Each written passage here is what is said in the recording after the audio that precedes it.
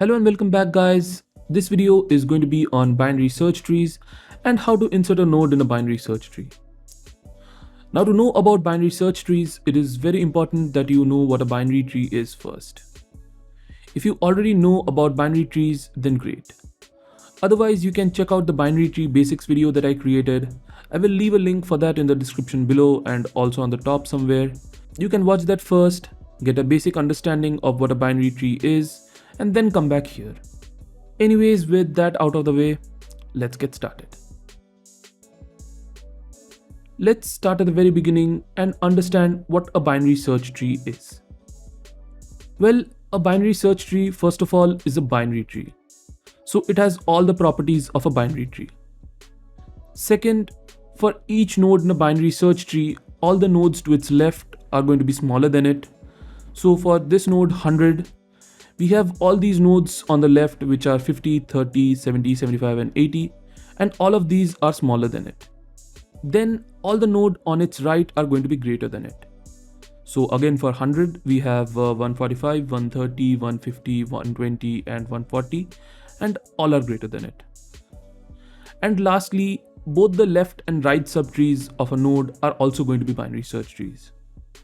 So if we see for 145, we have 130, 120 and 140 to its left and they are smaller than it, and we have 150 to its right which is greater than it.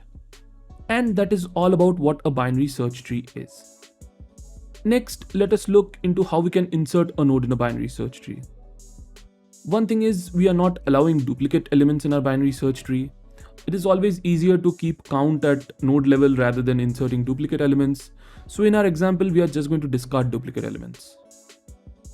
So let's take an example then. Let's say we want to insert 35. How will it get inserted? Well, we always start at the root. First, we check if the element we are trying to insert is equal to the current node's value or not. In this case, it isn't. If it was, we would have not proceeded further. Then we check if the value is smaller than the node or not. In this case, it is. If we see that the value that we are trying to insert is smaller than the current node's value, then from the characteristics of a binary search tree, we know that it has to be inserted to the left side.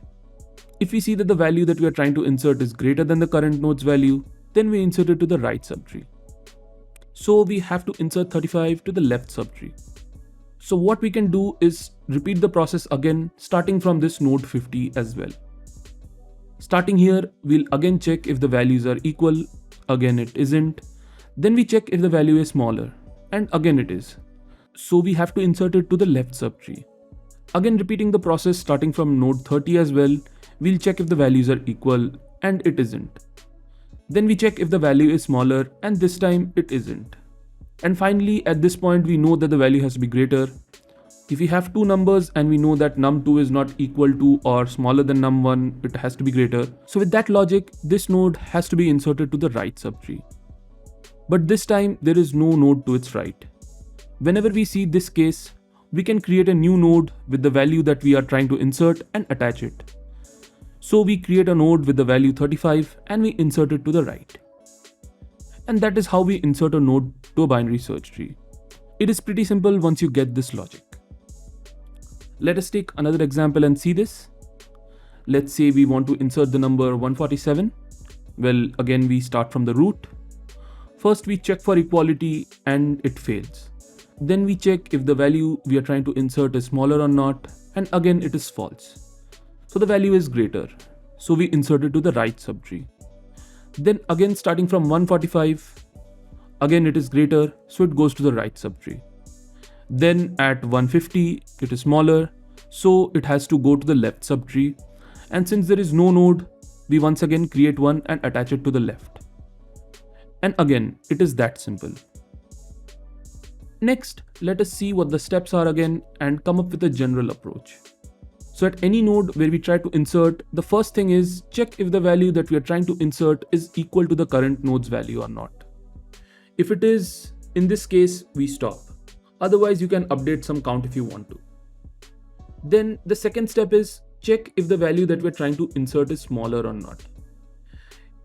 If it is, we insert it to the left subtree. If there is no node on the left, we create a new node and attach it to the left. If both the equality check and the lesser check fails, we can confirm that the value that we are trying to insert is greater, and so we insert it to the right subtree. Again, we check if there is no right node, then we can create a new node and attach it to the right. And that is all there is to insertion. Now there are two ways of coding this. The first one is the recursive way and the second one is the iterative way. We will see both of them in the upcoming videos and understand both of them in depth. So do subscribe so that you are notified of them, and if you enjoyed this video and learned something from it, then don't forget to like and share. And comment down below if you have any doubts. And if you don't have any doubts, then just comment that you understood everything. I hope to see you in the next video where we will get on with the coding. So see you then. Bye.